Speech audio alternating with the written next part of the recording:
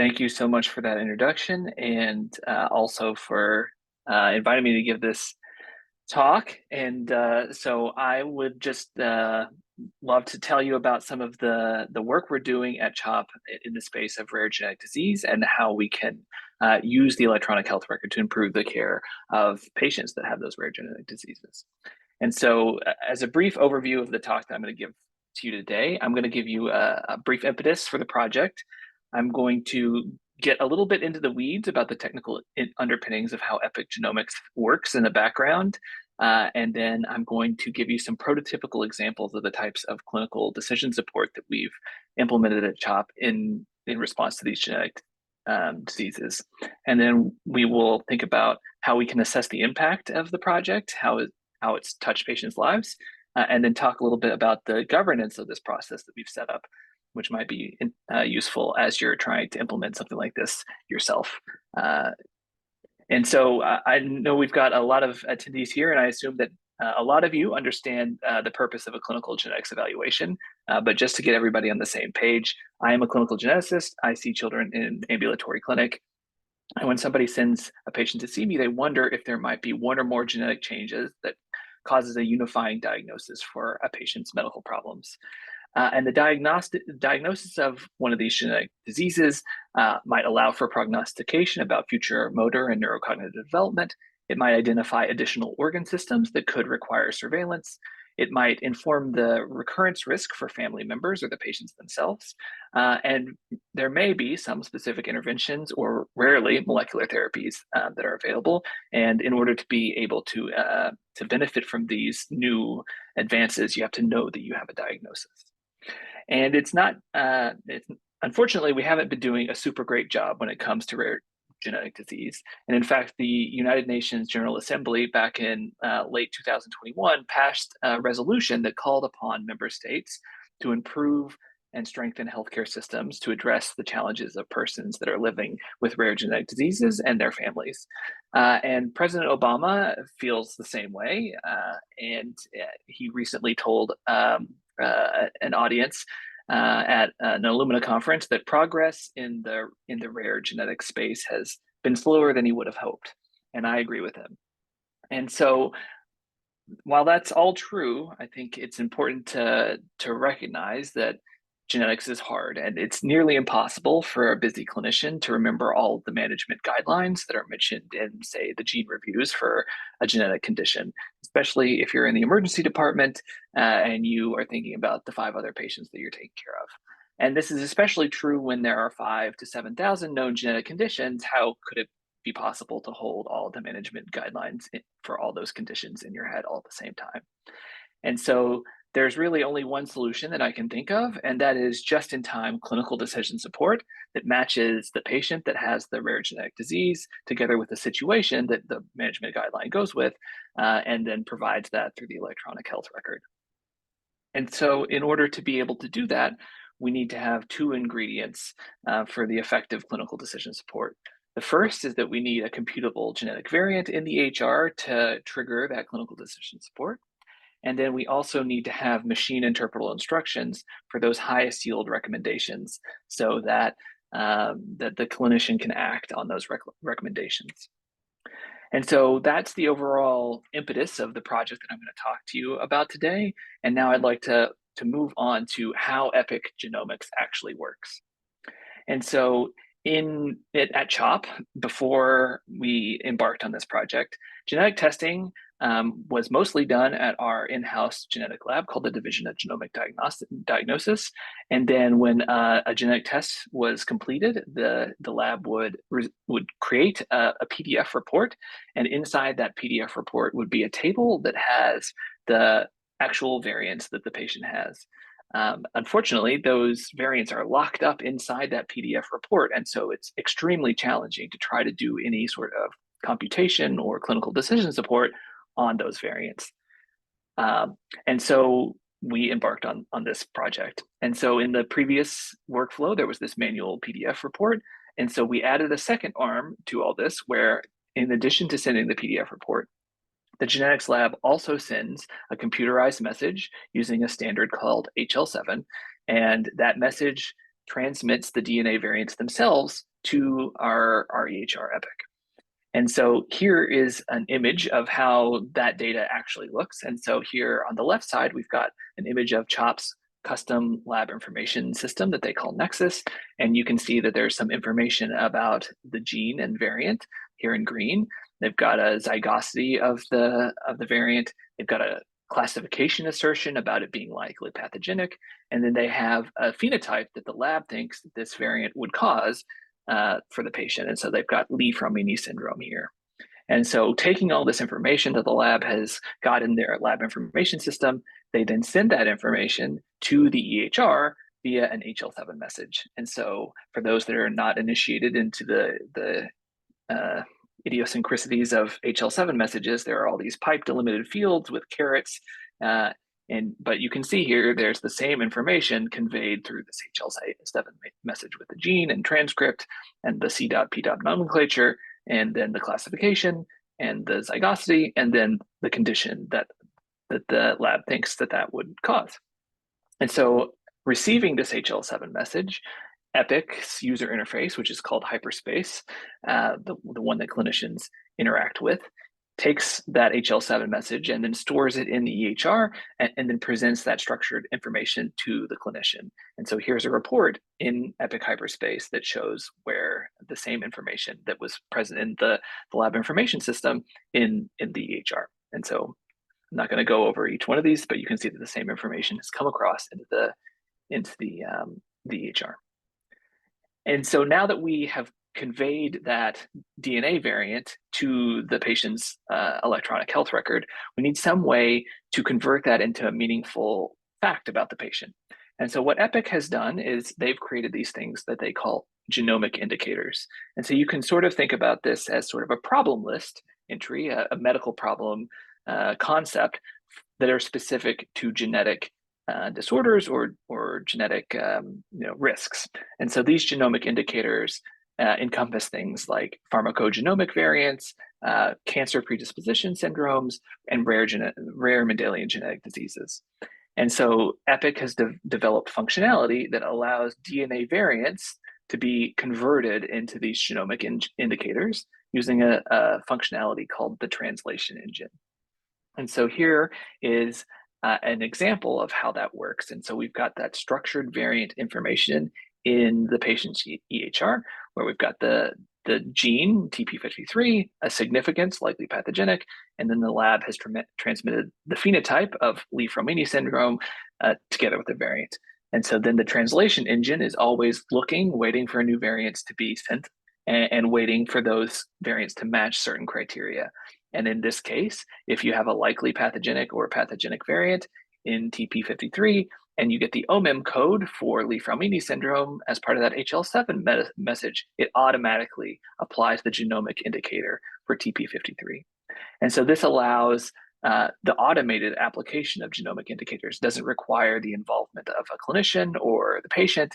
It just automatically happens once the lab has identified a variant. And so here we have the flow from our genetics lab via HL7, where the DNA variants are converted into these genomic indicators, which are sort of genetic problems. And then based on these genomic indicators, we can do all sorts of things to improve the care of the patient. And so the first is provider education, very basic stuff. Oh, this patient has TP53 Lee-Fraumeni syndrome. This is a genetic condition that increases the risk for developing cancer. You should screen for cancer, and you should avoid radiation exposure to reduce the lifetime risk of cancers, and provide some information about how to get a patient plugged into our cancer predisposition clinic. And so also from this genomic indicator, we're able to provide patient and family education through our patient-facing portal, which is called MyChart at Epic, and we've specifically branded ours MyChop. And so a similar piece of information is available in the patient-facing portal. And so you have complete control over what sorts of information is conveyed both to the clinician and to the patient. And so most critically, in my opinion, we're able to use these genomic indicators to provide just-in-time clinical decision support to improve the care of patients, which Epic calls these clinical decision support things best practice advisories, or BPAs, but I'll try to use the generic term CDS from now on. And so you could imagine that a patient that has Li-Fraumeni syndrome, as I mentioned before, has an increased risk for lifetime cancer if they are exposed to ionizing radiation. And so here you can see an example of the clinical decision support that we provide to try to prevent or reduce the amount of ionizing radiation that a patient receives. And so the system matches the genomic indicator to the exact procedure that has been ordered for the patient, and it encourages a clinician to consider an alternative imaging modality, but then also reminds them that patients can receive diagnostic testing in an emergency, because we don't want patients to not be receiving their vital care in an emergency, if they have trauma, or they have a severe headache and need a head CT. And so in addition to all these great things that we can do for the patient with these genomic indicators, provider education, patient family education, clinical decision support, we can also send this data from our EHR into our enterprise data lake, database, data warehouse, where this can be used for business analytics, quality improvement projects, and research, so that it's easy for patients to be identified that might be eligible for a clinical trial. And so even though it was relatively easy to tell you about that project over the last 10 minutes or so, this has been a huge effort from a huge multidisciplinary team, including executive leadership that has really made this a priority for the hospital, governance, clinical informatician type folks, oncologists, since our first genomic indicators were about cancer predisposition, and then the laboratory professionals that use this data to sign out cases and to make diagnoses. And then, of course, all the people on the information services team that understands how all these interfaces work, and all that's necessary to do provider education and all that. And so, there's been probably 25, 30 people that have been involved in this, and I'm just showing you some here.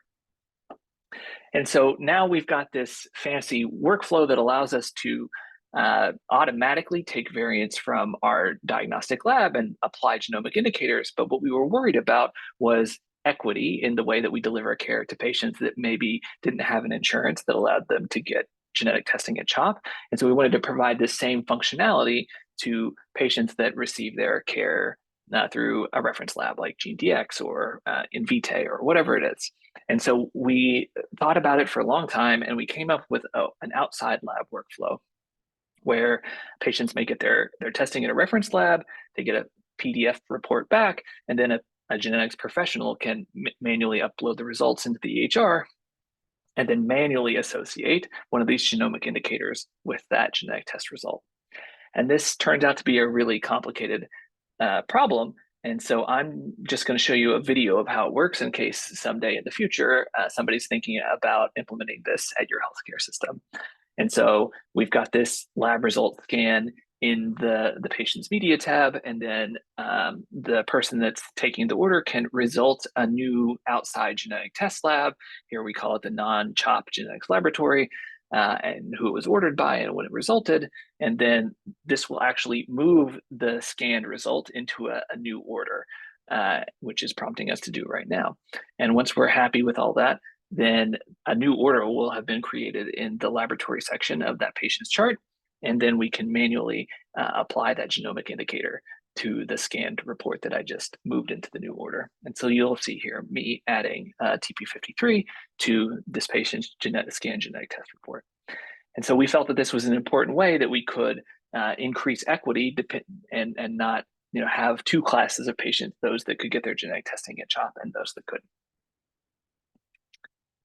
And so this was all great, and we had this launch of genomics in April 2022, and then as patients going forward receive their genetic test results, whether that's via HL7 message or a provider manually taking a PDF report and applying a genomic indicator, they're going to get all that great clinical decision support. But what about the many hundreds or thousands of patients that were diagnosed in the time between the Epic Go Live in 2008 to 2022? How are we going to try to improve those patients' care? And so this turns out to be one of the most difficult parts of the project, for trying to find those patients. But we felt that it was vitally important to do for health equity and just to improve the patient's care. And so what we did was we developed a historic backfill process where we tried to identify patients that were previously diagnosed. And we used a multiple prong approach where we looked at the patient's problem list entries for things like Li-Fraumeni syndrome or retinoblastoma or BRCA1 and looked at their visit diagnoses. And then we tried to get fancy and we did natural language processing of specialty notes to look for gene symbols and C.P. nomenclature that could be consistent with a variant in one of these genes. And then we also had the opportunity to use some external databases, both in the lab and in the genetics clinic, to try to identify some of these patients. And we came up with lists of hundreds of patients that were good candidates for having one of these genetic conditions. And then we manually reviewed hundreds of charts, me and one of the lab directors, to try to find patients that had pathogenic or likely pathogenic variants in one of these disease genes so that we could manually apply the genomic indicators to those patients. And this process was highly labor intensive and only about 30% accurate. But at the end of the day, we found hundreds of patients that could benefit from clinical decision support. And so now that we have the first of the two ingredients of effective CDS, the computable genomic variants in the EHR, now we need to think about those machine interpretable instructions to get those highest yield recommendations. And so we decided to start with the ACMG secondary findings. These are a list of now 78 conditions that the American College of Medical Genetics and Genomics think are so important that every patient undergoing broad-based genetic testing should have the opportunity to learn about pathogenic or likely pathogenic variants in these genes because there is a clear medical intervention. And so it just made logical sense that if the ACMG thinks these are important, it makes sense to start with these. And so we sort of took a Mad Libs approach, if you will, to how to implement this. And we approach specialists in different areas. And then we ask, as a blank, I want to improve the care of patients with blank by doing something. And I want that intervention to occur when something happens. And so you could imagine as a pediatric oncologist, you might want to improve the care of patients with Li-Fraumeni syndrome by limiting radiation exposure. And I want the intervention to occur when a provider orders a CT scan. And so after going through some of these Mad Libs with different professionals, we sort of came up with 4 main prototypical examples of clinical decision support. And I'd like to share with you some of the examples from the ACMG secondary findings list. And so when we're thinking about clinical decision support, I think it's always useful to consider the 5 rights of CDS, which are provided by the Institute for Healthcare Improvement. And so if you're going to do a good clinical decision support intervention, it works best if you provide the right information to the right person in the right format through the right channel, and critically at the right time of the workflow.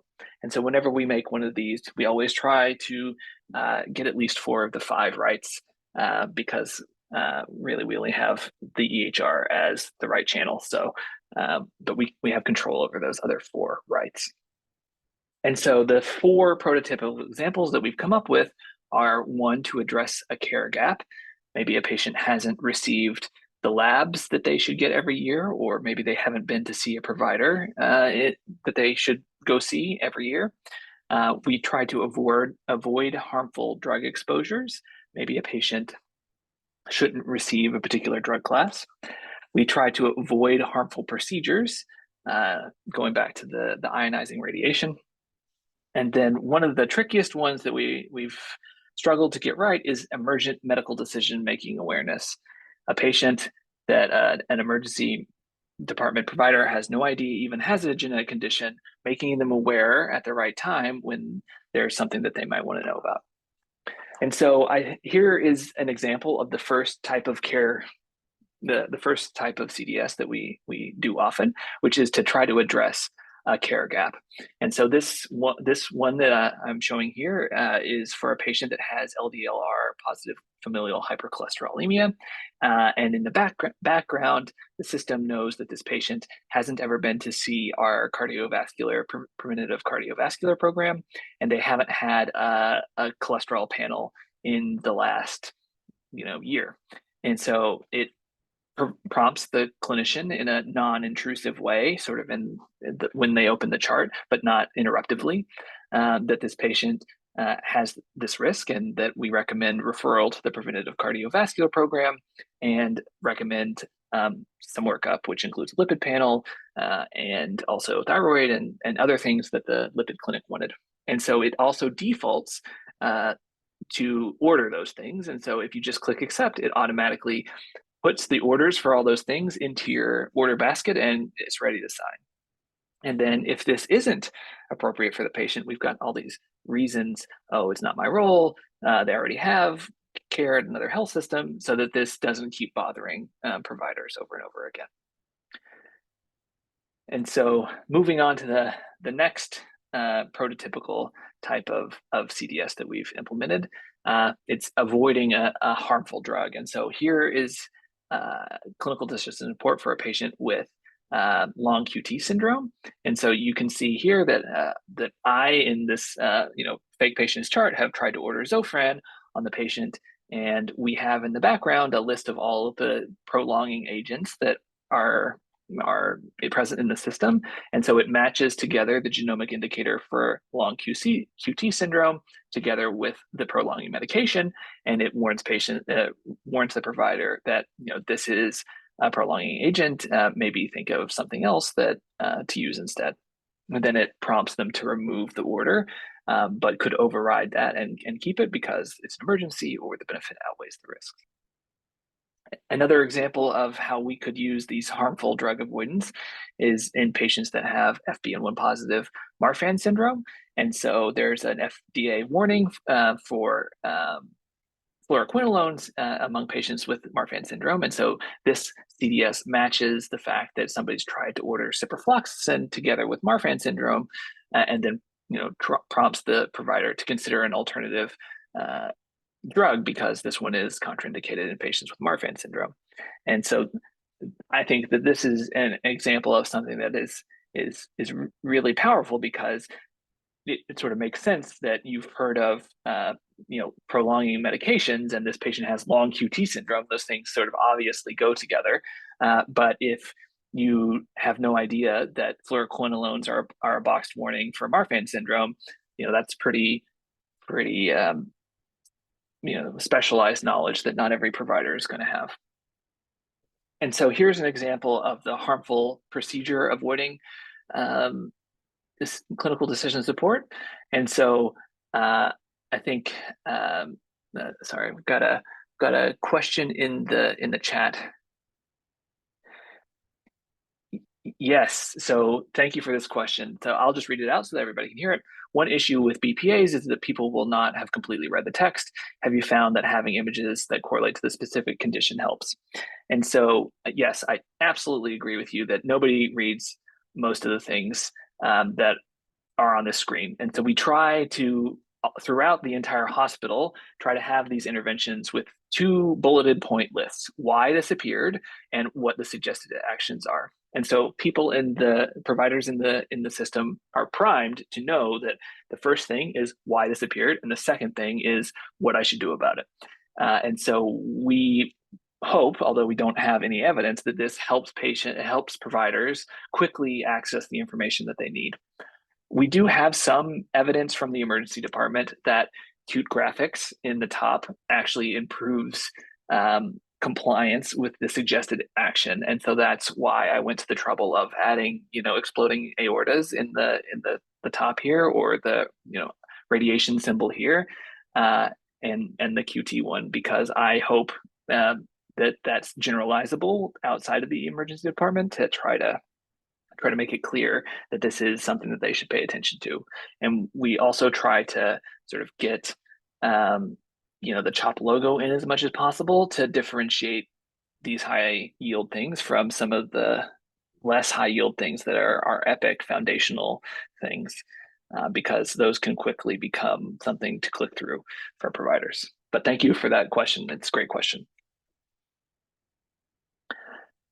And so finally, I'd like to move on to the most difficult, but yet strongly requested by our ED providers. And that is some medical decision-making fact that a provider should know. Because when you're in a busy ED and you've got 18 patients on your team, and you've got one with abdominal pain, you probably don't know that they have vascular Ehlers-Danlos syndrome, and that abdominal pain could be an intestinal perforation. And so in this case, when a provider opens the chart and the presenting symptom matches a medical problem that condition is associated with, it automatically pops up once that this patient has a particular risk. And so if it's abdominal pain, then they will see that intestinal perforation is a risk. If it's headache, then you'll get arterial rupture. And if it's respiratory distress, you'll get it because that could be pneumothorax. And so we are still working to try to figure out if this is helpful to people. And as we'll see a bit later, we've got a commercial system that allows us to look at comments that people leave about clinical decision support. And I'm looking forward to seeing, as this one rolls out more widely, how people feel about this sort of information. But some of our seasoned ED attendings really feel like this is information they want to know, because this could really change a patient's care. And there have been serious safety events from rare genetic disease going sort of unnoticed. And so I hope I've shown you some interesting examples of the types of clinical decision support that we can put together for patients that have these rare diseases. But if we make all these fancy graphics and build all this cool stuff, does it actually help the patient? And so the first thing is to get patients to have clinical decision support, they have to have these genomic indicators.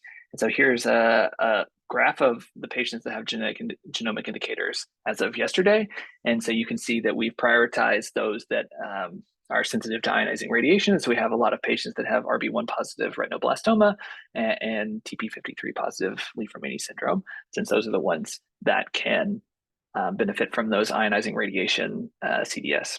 And so most of these patients are from the historic backfill that I described earlier, and we're currently undergoing the second historic backfill for patients that have the cardiac diseases, cardiomyopathy risk, long QT. You can see that some patients have shown up in here through the translation engine, but once we do that manual backfill of those patients, there should be hundreds more of those patients. And then here's an example of visualizing. So I've got a great question about alert fatigue and how we've addressed them. And so it's a great question. We haven't seen a lot of alert fatigue because there aren't that many alerts. And so here's the ionizing radiation one. You can see that this is on the x-axis, the number of alerts, and on the y-axis is the quarter. And so we got 27 last quarter and 6 before that. These big spikes are when patients that have one of these conditions have a newly diagnosed cancer, and then they are interacting with the health system quite a lot. And so it's hard to get fatigued by an alert if you've only ever seen it once or never. But it's a serious question. As we keep building this CDS and more patients have an opportunity to interact with the health system and providers see these, it'll be important to keep up with how providers are responding. And so, as I mentioned previously, we can use our commercial CDS system, which is called Phrase Health, and we can see what people write about the clinical decision support. And so here are the 5 things that people have written in response to those BPAs. And so you can see that one of a physician assistant said low dose. So clearly they were thinking about the dose of the radiation, and that's exactly what we wanted from the clinical decision support, that they are thinking about the dose of radiation that the patient's getting. one of the residents in a surgical specialty was like, oh, I ordered this procedure, but I'm not actually going to use the fluoro. And so you could imagine, we don't know this for sure, but maybe the resident would have used fluoro if they hadn't seen that alert. And then you can see, some indications here that are clearly, benefits outweigh the risk kind of things, where they have acute onset headache, or they have elevated ICP, or they had a whole body MRI, and now we got to figure out what that thing is. And so I think by seeing what clinicians write, it's good to see that this is having a real impact in patient care. And so another thing that we can do is there are sort of thumbs up and thumbs down on clinical decision support, and we can watch whether or not anybody is grumpy about these CDS interventions. And so far, doesn't seem like people are too grumpy about it. And so hopefully I've convinced you that the whole purpose of epigenomics is useful and can improve the care of patients. But now I'd like to talk to you about how we are governing this going forward. And so thankfully, we had strong executive sponsorship. And so what we decided to do was form a standing committee called the Genomics and Precision Medicine Committee, which includes representatives from a lot of important specialties, including obviously genetics and clinical informatics, and lab directors and genetic counselors, and then folks from information services. And then we also have representatives from pharmacy, since we're moving into pharmacogenomics, and then also nursing, because obviously nurses are vital to everything that happens in healthcare, because without them, like, what are we even doing? And so this committee guides the selection of which indicators we might make next, and then also reviews the existing indicators to make sure that they're doing the sorts of things we want, and that people aren't saying mean things about them in the comments. Oh, this is a terrible alert, it's firing for no reason. And then this governance group also has developed a standardized procedure for how new indicators are created and vetted and tested, and then ultimately implemented. And so I'm not going to go through every box that appears on this screen, but just to know, and then if you're looking at this video later, that there's a set procedure for, hey, we want to make a new genomic indicator for hereditary hemorrhagic telangiectasia. How do we do that? And so we actually also developed an intake form that interested clinicians or programs could request that we make a new Epic Genomics implementation. And so it asks for questions like, who are you, and what sorts of subject matter experts do you have, and what problem are you trying to solve, and how many people is it going to involve, and stuff like that. And so we've used this to take on some clinician initiated new projects, including HHT, like I was talking about. And so as part of this whole process, we also really formalized the Mad Libs into a very specific template that clinicians are able to fill in the blanks for. And so here is a dominant genomic indicator description where it has these blanks, and you can be like, okay, I'm going to make the genomic indicator for DSP positive cardiomyopathy risk. And so those heterozygous disease causing pathogenic DSP gene variants cause an increased risk for arrhythmogenic cardiomyopathy. And so those patients should receive baseline cardiac surveillance, ongoing monitoring, and genetic counseling. And then their first degree relatives should undergo baseline cardiac evaluation. And then it says where you can get that at CHOP, and then where the adults can get that across the street over at the University of Pennsylvania. And so just like we have these fill in the blank forms for genomic indicators, we also have sort of fill in the blank for care gaps. This patient should be referred to this specialty, and the first degree relatives can go to this clinic at Penn. And then here's the consult order that I wanted to default to place. And then similarly, there's avoiding harmful drug and avoiding harmful procedure Mad Libs, where this thing happened, and there's this increased risk for this, and this drug that's going to trigger this event causes this adverse event. So avoid that. And then secure chat, whoever it is. That's our sort of text message system inside the EHR to who to contact for more help. And so that's sort of the the governance structure that we've set up at CHOP to try to move us into the future. And so going forward, what we're trying to do is move away from this big bang go live project to a continual quality improvement framework. And we have a standing team of professionals that meet every other week to work on these hard problems. And right now we're tackling comprehensive malignant hyperthermia, clinical decision support. Obviously, Epic provides some basic clinical decision support for this, but we think that there's opportunities to maybe intervene more meaningfully in at different parts of the workflow, as opposed to just when somebody tries to order a halogenated anesthetic. And we're also working on our first clinician-initiated genomic indicators for HHT. And we're also excited to be partnering with our first outside reference lab, GeneDx, that will now be sending us HL7 messages for the variants that that our patients have diagnosed by GeneDx. And critically, this will happen for both the patients that get their testing from our send-out lab, but also those that get them directly from the portal, so-called unsolicited results, that will finally be able to make sure that patients that have genetic testing done sort of outside of the strict send-out process will also be able to benefit from this. And so we're really excited to be working with GeneDx on that. And then the big elephant in the room is how we can streamline this historic backfill of patients where there are maybe hundreds or thousands of charts to be reviewed by people that understand genetics, which can be a really onerous task, but something that we really believe is important to help patients benefit from this sort of information. And then beyond CHOP, what sorts of things are we working on? And so from the first area we're working on is that Epic has a system called Care Everywhere that it is a health information exchange. And so when a patient comes from another healthcare institution and has structured genomic variant information in their EHR at that health system, when we make that Care Everywhere link, we actually get those variants from the other institution. So we already have variants from some of the health systems that I've got on there, and so you could imagine that we might automatically apply a genomic indicator for a variant that was sent by the University of Michigan, so that a patient could benefit from all that CDS that we worked up.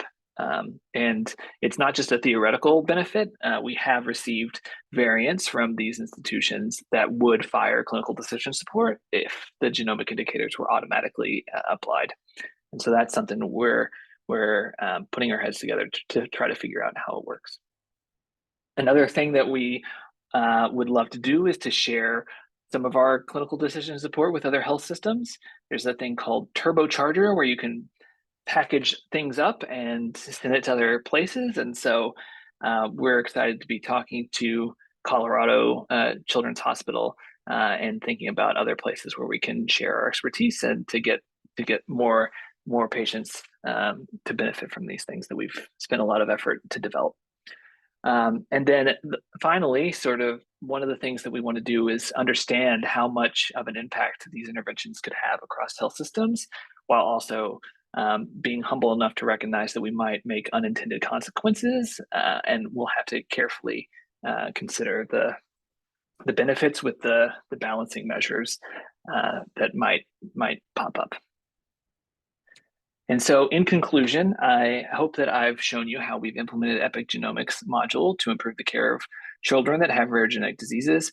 We developed what we call genomic Mad Libs to help prompt subject matter experts to share with us the vision that they have to how to improve the care of their patients.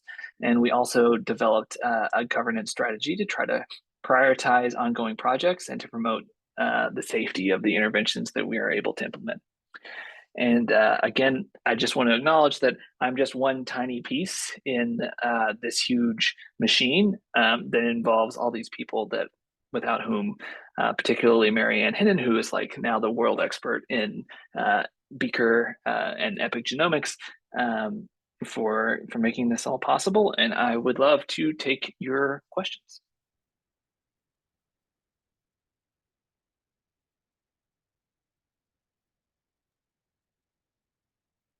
Thanks so much, Ian. That was amazing. I think we have some questions. Matt, you should be able to talk now if you want to ask. Hi, Ian. This is Matt Sampson. I'm a peds nephrologist here, and I'm gonna try to figure out how to turn on my screen. Thanks so much for your talk. I just had a couple questions that I may have missed. Can you hear me? I can hear you. Yep. Yeah, great. Yeah. I just got promoted to a panelist. So, I'm trying to let you turn your well, thanks. video on if you like. Yeah, you should be Yeah, able to do now. there I All right, am. now I can see you. So, you may have mentioned this, but I'm just trying to understand how all the patients you want get entered into this cycle. So, is the system combing through all available genetic data, let's say for Li-Fraumeni, identifying any Li-Fraumeni pathogenic or likely pathogenic variants and alerting care providers that a patient exists with this variant and they should be assessed? And then secondly, there may be patients who have Li-Fraumeni who don't have the genetic report or the genetic testing done, but who nonetheless would benefit. Are those patients entered into this cycle as well? I guess, I can imagine with exome sequencing or other panel testing that lots of variants that might be actionable might be found that aren't yet appreciated. And second, in the other aspects. So I'll stop there. Yeah, those are great questions. And so first, we're only considering reported variants. We're not considering all the variants that the patient has. We're only considering the variants that the lab has considered important enough to send along with the genetic test results. And so imagine that a patient gets an exome slice for rare nephrology conditions. If the indication for testing wasn't Li-Fraumeni syndrome, they might not even tell you that the patient has a pathogenic variant of TP53. And so unfortunately, we won't be able to access those variants because we're only receiving a small fraction of the variants that the patient actually has. The rest are being sort of ignored by the referring laboratory. And so, can I just ask, if the referring laboratory says, negative for nephrotic syndrome genes, but the patient does have a pathogenic variant in the Li-Fraumeni gene, in like the second part, you would catch that?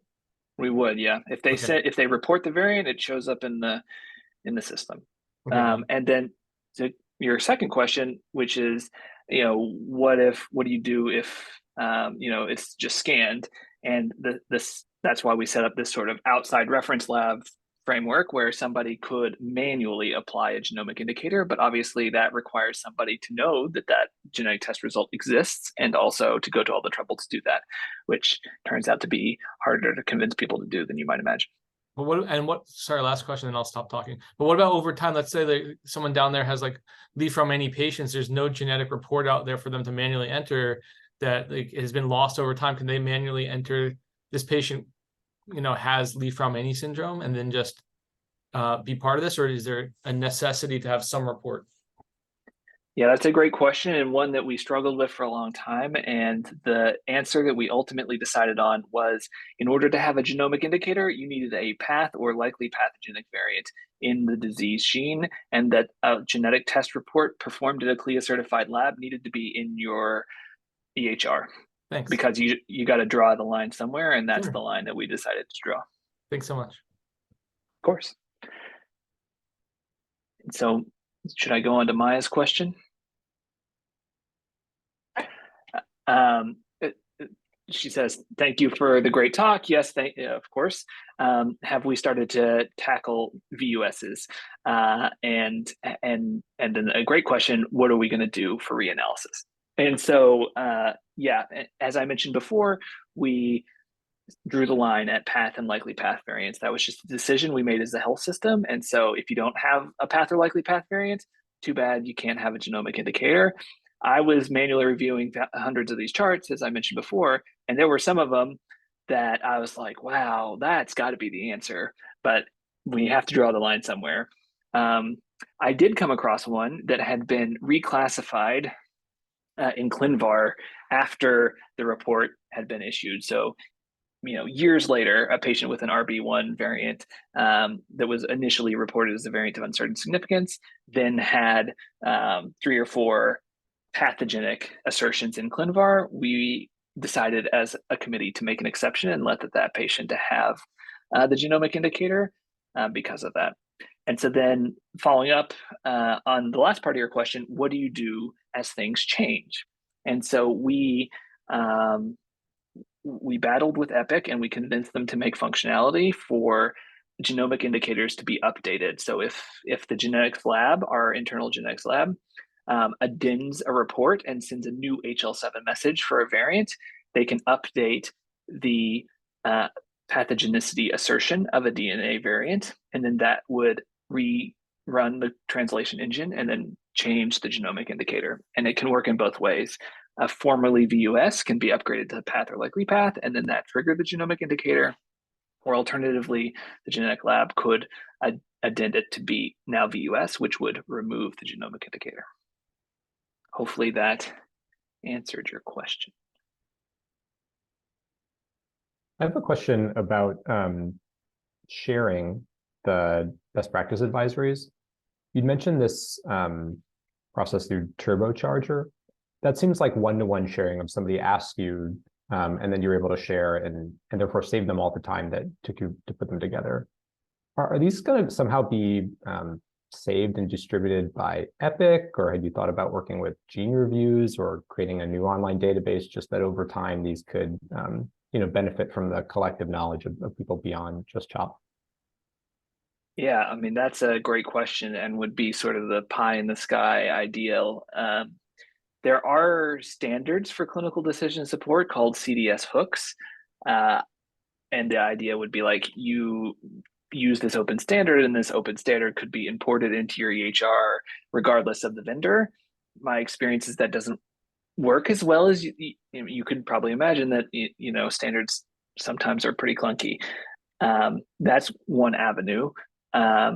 There's another thing called the community library at Epic, where you can actually see a lot of the work we've already done as an Epic customer. You just go to communitylibrary.epic.com and you go, type in Children's Hospital of Philadelphia, and you start seeing what has been done. Unfortunately, some of the builds for this is so complicated that you can't use the community library for all the pieces. And so it would get you somewhere, but it wouldn't get you all the way. And so you're gonna need probably to talk to us to be able to make it work, unfortunately. But that would be amazing if there was like a standard library of these that you could contribute to and institutions could vote on, and they could be available for everybody.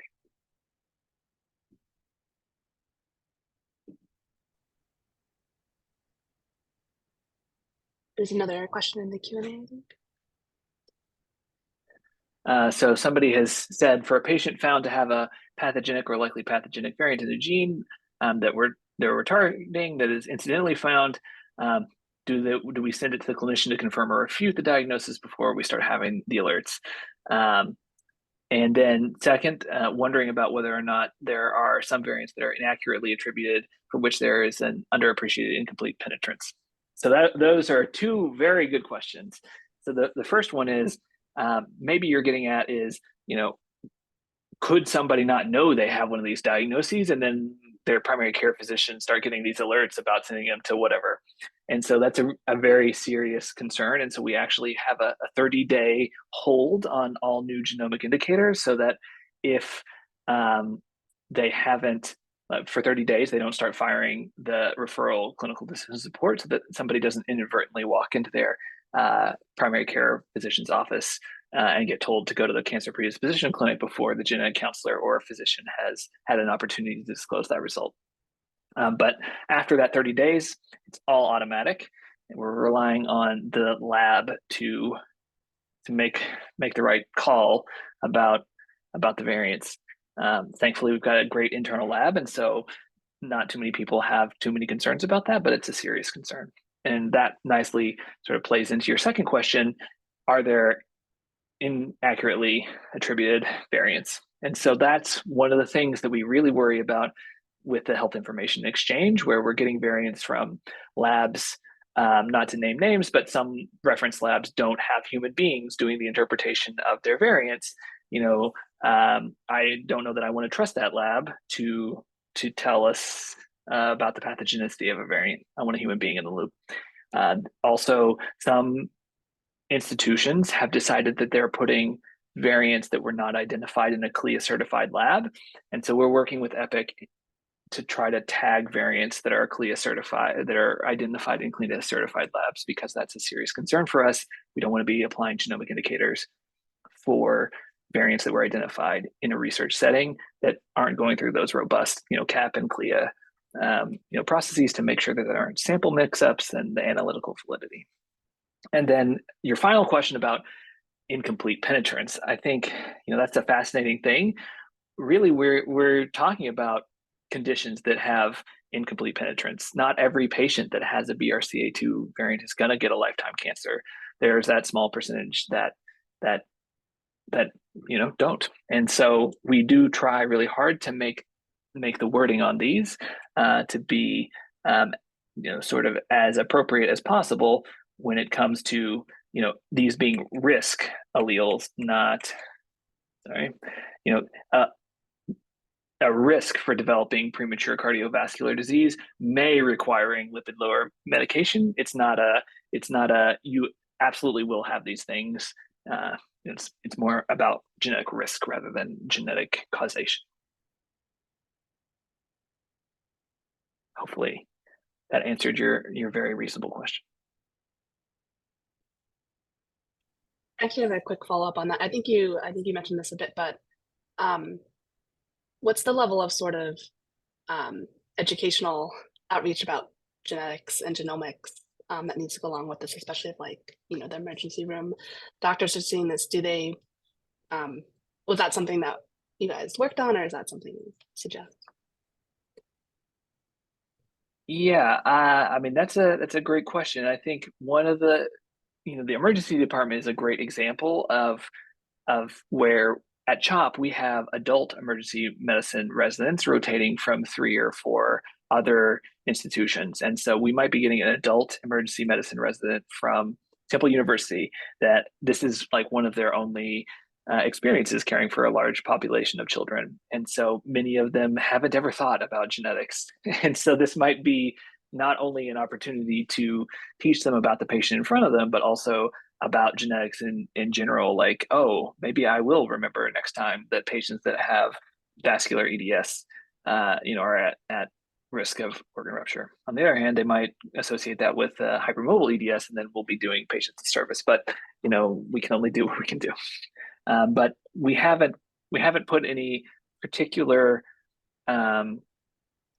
education type issues. The indicators themselves always have a link to the Gene Reviews article. Let's see if I can find one of those. You can see this link, National Center for Biotechnology Information, is actually the Gene Reviews link. Ideally, you could name that something else, but that's an Epic fun thing that it does. But it does provide some educational opportunities, but it's not like we're going to the ER and trying to teach every adult rotating resident about genetics, although with unlimited funds, wouldn't that be great?